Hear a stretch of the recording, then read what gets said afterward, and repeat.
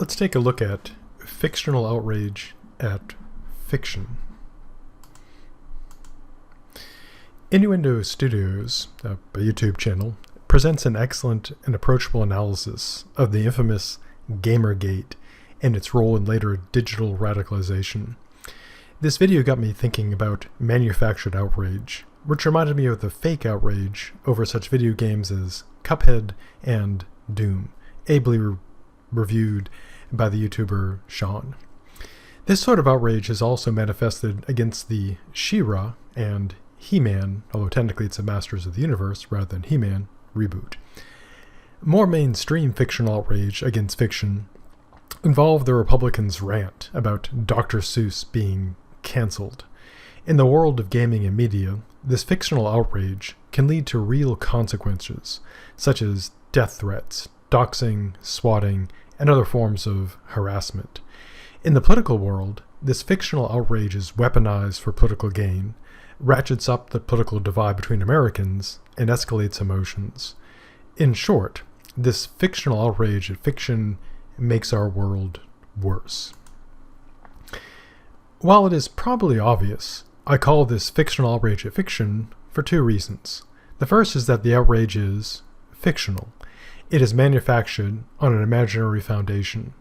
The second is that the outrage is a works of fiction, such things as games, TV shows, movies, and books.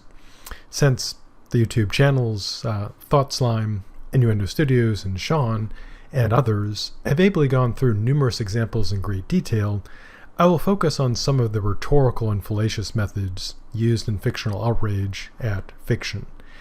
These methods also apply to non-fiction targets as well, but I am mainly interested in fiction here. If only to point out that some people put considerable energy into enraging people about make-believe things, like games and TV shows.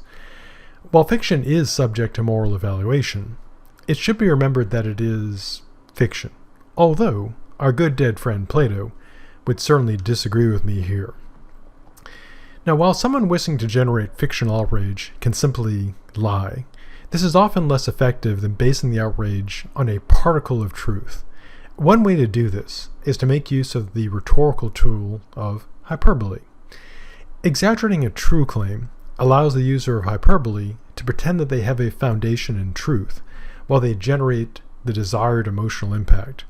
While this can be debated, hyperbole is usually distinguished from outright lying because hyperbole is an exaggeration rather than a complete fabrication.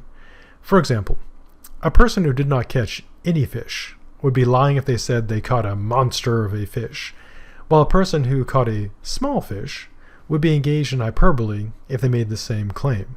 One person caught a fish and exaggerated it, the other person simply lied about everything. So, it is true that they caught a fish, while it is not true that it is a monster of fish, hence hyperbole. Now again, there can be debate over what is hyperbole and what is simply a lie.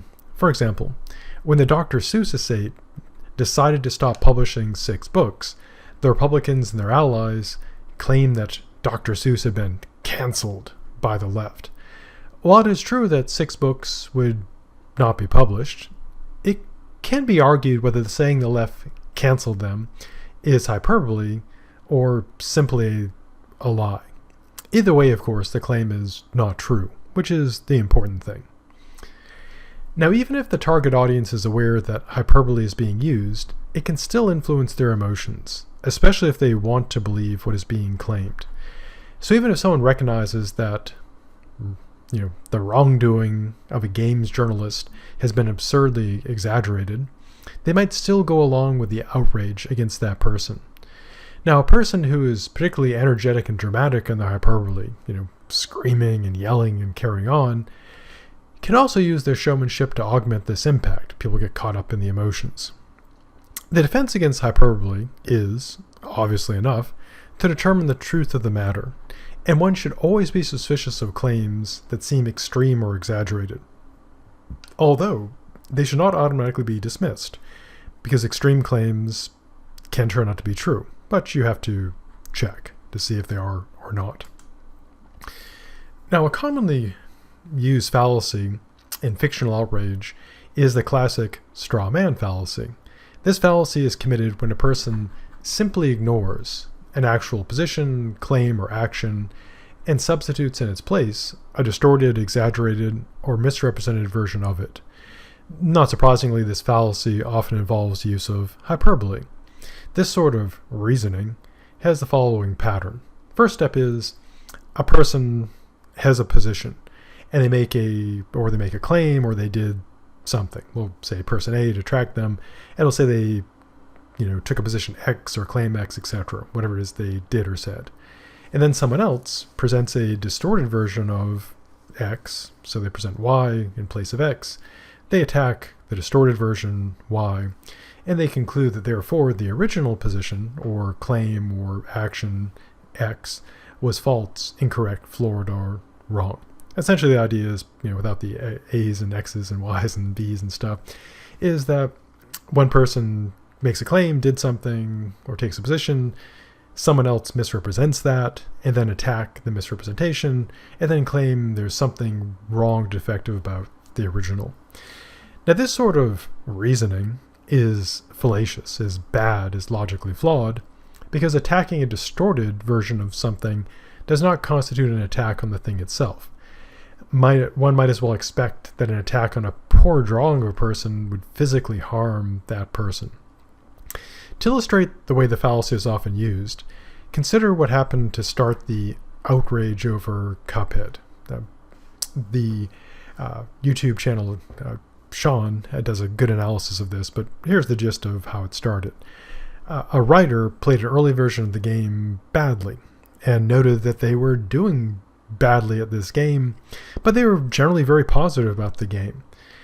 All these facts were ignored by those wanting to manufacture rage. They presented it as a game journalist condemning the game for being too hard because they, the game journalist, was bad at games, and it quickly escalated from there. And again, go and see the full details of this because this is a quick summary, so it's not, doesn't get all the fine nuances of all the outrage. Now, the straw man fallacy is an excellent way to manufacture rage. You can simply create whatever custom villain you wish by distorting reality. As with hyperbole, there is the question of what distinguishes a straw man from a complete fabrication. The difference seems to be that the straw man starts with some truth and then distorts it. To use the Cuphead example, if a writer, had never even played Cuphead, never said anything or wrote anything about it at all, then saying that they hated the game because they were incompetent would be a complete fabrication because the person never played it, never said anything about it, as opposed to a straw man.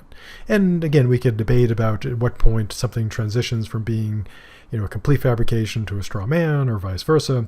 Again, the important thing is that the attack is being made on a position that is either exaggerated or doesn't exist at all. And of course, either way is terrible reasoning. Now, despite being terrible reasoning, it can be very effective. And straw man attacks tend to work because people generally don't bother to investigate the accuracy of claims they want to believe. And even if they're not already invested in the claim, checking out a claim takes at least some effort. So it is easiest to just believe or not without checking. Now, people also do expect others to be truthful. There's an assumption that people are honest, which is increasingly unwise and is generally completely unwise on the internet. Which is why you should not simply take my word for any of these things that I'm saying. You should go and actually check all the original sources and ensure that I'm not just simply making things up or exaggerating. So, as noted, the defense against a straw man is obviously to check the facts. Ideally, this would involve going to the original source, or at least using a credible and objective source. A third common fallacy used in fictional outrage is the hasty generalization. This fallacy is committed when a person draws a conclusion about a population based on a sample that is simply not large enough. If you wanted to be formal about it, it's a two-step argument, one premise, one conclusion. And the first premise and only premise would be that sample S, which is too small, is taken from population P. conclusion claim C is drawn about population P based on S. And laid out this way, it's clear why this is bad logic, because it has built right into it that the sample is too small. And typically people either, if they're self-inflicting, they don't realize it's too small, or if they're inflicting on others, they conceal that it's too small. Now the person committing the fallacy is misusing a type of reasoning which can be good if it's done properly, which is an inductive generalization, sometimes known as a generalization. And it's also a two-step argument. The first premise is X% of all observed A's or B's, and then the conclusion would be, therefore, X% of all A's are B's. So the fallacy is committed when not enough A's are observed to warrant the conclusion. And if enough A's are observed, then the reasoning is not fallacious in general. I mean, there are other factors here, a whole, complexity of doing surveys and samples and polling. But to focus on the fallacy itself, since Hazy generalization is committed when the sample, the observed instances, is too small, it's important to have samples that are large enough when making a generalization. They also need to be representative, etc. Now, this fallacy is very useful in creating fictional outrage because it enables a person to fallaciously claim that something is widespread based on a small sample. If the sample is extremely small and it is matter of an anecdote, then a similar fallacy, anecdotal evidence, can be committed. So, this fallacy is committed when a person draws a conclusion about a population based on an anecdote, a story, about one or a very small number of cases. The fallacy is also committed when a person rejects reasonable statistical data supporting a claim in favor of a single example or small number of examples that go against that claim. The fallacy is considered by some to be a variation on hasty generalization, and there are two forms. The first form is, a two-step argument.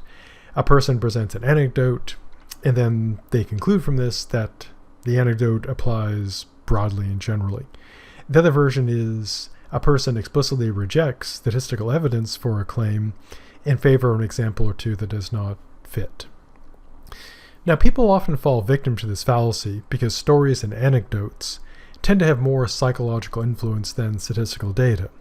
So if someone talks about the statistics of the safety of the vaccinations against COVID, most people will find that statistical analysis boring. But if a famous celebrity talks about a friend of their cousin's testicles swelling because they got the shot, that is, that rips through the news and Twitter and even to the White House, not because there's anything backing it meaningfully, it's because of the psychological effect, also celebrity effect, etc. Now, not surprisingly, people most commonly accept this fallacy because they would prefer what is true in the anecdote to be true for the whole population. For example, if one game journalist was critical of a game because of its alleged sexist content, then a person might generate outrage by claiming that all game journalists are attacking all games for sexist content. And that would be taking one example and expanding it to all the others. Now, as this example also suggests, you can combine the various rhetorical devices and fallacies. For example, an outrage merchant could use hyperbole to create a straw man of an author who wrote a piece about whether video game characters should be more diverse and less stereotypical. The straw man can be something like, this author wants to eliminate white men from video games and replace them with women and minorities. The straw man could then be used in the fallacy of anecdotal evidence to support the claim that the left wants to eliminate white men from video games and replace them with women and minorities. Sorry, I'm doing the weird voice there. The defense against hasty generalization and anecdotal evidence is to check to see if the sample size warrants the conclusion being drawn. One way that people try to protect their claims from scrutiny is to use an anonymous enemy, not identifying those in their sample, but referring to vague groups such as those people, the left, SJWs, feminists, soy boys, tofu boys, Kiwi Boys or whatever, but never the Proud Boys. If pressed for specific examples that can be checked, a common tactic is to refer to someone who has been subject to a straw man and just use anecdotal evidence again. Another common defense is to respond with anger and simply insist that there are many examples while never providing them. Another tactic used here is headlining. In this context, headlining occurs when someone looks at the headline of an article and then simply speculates or lies about the content.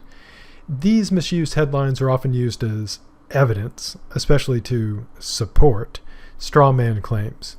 For an example, an article might be entitled "Diversity and Inclusion in Video Games, a Noble Goal." The article could be a reasoned and balanced piece on the merits and cons of diversity and inclusion in video games. But the person who headlines it, perhaps by just linking to it in a video or including just a screenshot, could simply say that the piece is a hateful screed about eliminating white men from video games, even though it has nothing at all like that in there. This can be effective for the same reason that the standard straw man is effective.